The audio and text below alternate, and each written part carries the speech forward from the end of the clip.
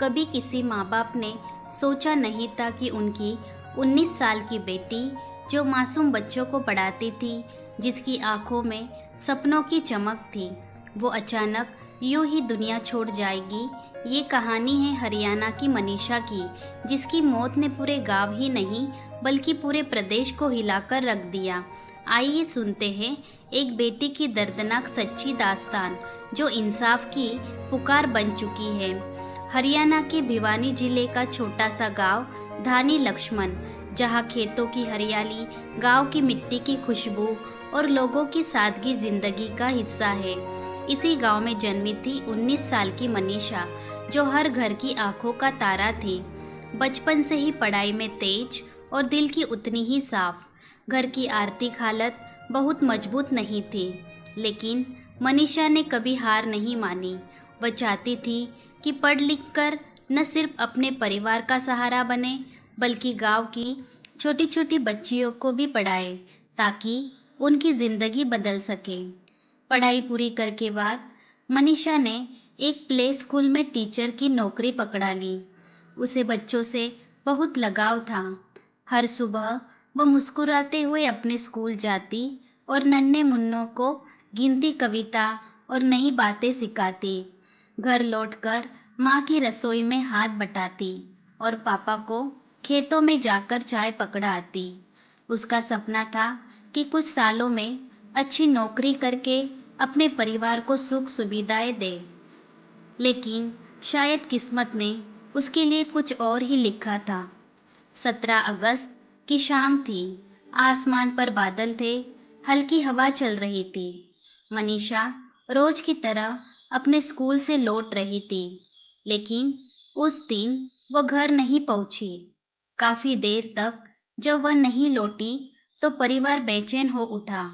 पिता ने गांव वालों के साथ मिलकर हर जगह ढूंढना शुरू किया और कुछ ही देर बाद खबर आई कि गांव के पास सुनसान जगह पर एक लाश मिली है। जब लोग पहुंचे तो वह नज़ारा देखकर हर कोई सिहर उठा। वह लाश मनीषा की थी, लेकिन सबसे खौफनाक बात ये थी कि मनीषा के शरीर पर दरिंदगी के निशान थे। उसकी गर्दन की हड्डियां तक गायब थी। ये सुनकर गांव वालों के होश उड़ गए। माँ बाप बेसुध होकर गिर पड़े। छोटा भाई बार बार यही कहता रहा, मेरी दीदी ने किसी का क्या बिगाड़ा था। पूरा गांव गम और गुस्से से भर गया। इसके बाद भिवानी और चरखी दादरी में लोग सड़कों पर उतर आए। हर तरफ बस एक ही आवाज गूंज रही थी, हमें न्याय चाहिए, दरिंदों को फांसी दो। हालात इतने बिगड़े कि प्रशासन को मोबाइल इंटरनेट बंद करना पड़ा। प्रदर्शन उग्र होते गए। लोगों ने आरोप लगाया कि पुलिस ढंग से काम नहीं कर रही। दबाव इतना बढ़ा कि भिवानी के एसपी का ट्रांसफर करना पड़ा और कई पुलिस अधिकारियों को निलंबित कर दिया गया। परिवार ने 9 दिन तक मनीषा का अंतिम संस्कार करने से इनकार कर दिया। वे बार बार यही करते रहे, जब तक हमें न्याय का भरोसा नहीं मिलेगा, हम अपनी बेटी को मिट्टी में नहीं मिलाएंगे। 9 दिन तक घर के आंगन में मातम पसरा रहा। माँ बाप की आंखों से आंसू सूख चुके थे, लेकिन दिल की चुभन बढ़ती ही जा रही थी। गांव गांव से लोग आकर उनके साथ खड़े हो गए।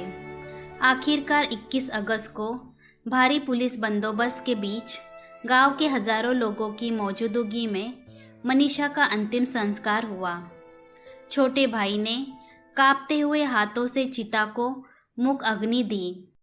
माँ बाप की चीखें पूरे गांव को झकझोर रही थी। उस वक्त हर किसी की आंखों में आंसू थे और होठों पर सिर्फ एक ही शब्द, इंसाफ।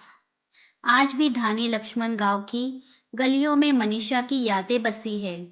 लोग कहते हैं कि वह मासूम बच्चियों को पढ़ाकर उन्हें नई दुनिया दिखाना चाहती थी, लेकिन उसकी अपनी दुनिया बेरहमी से छीन ली गई।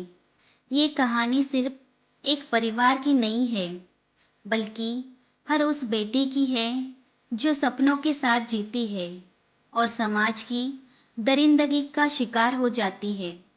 मनीषा की चीखें अब भी इंसाफ मांग रही है और हर माँ बाप की दुआ यही है कि कोई और बेटी ऐसी तकलीफ न झेले।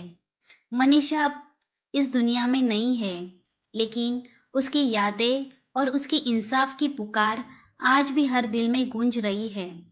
ये कहानी सिर्फ मनीषा की नहीं है, बल्कि हर उस बेटी की है जो सपनों के साथ जीती है और समाज की क्रूरता का शिकार हो जाती है। हम सबकी जिम्मेदारी है कि हम उसकी आवाज़ बने और उसके लिए न्याय की मांग करें। अगर आप भी मनीषा के लिए इंसाफ चाहते हैं तो इस वीडियो को ज़्यादा से ज़्यादा लोगों तक पहुंचाइए।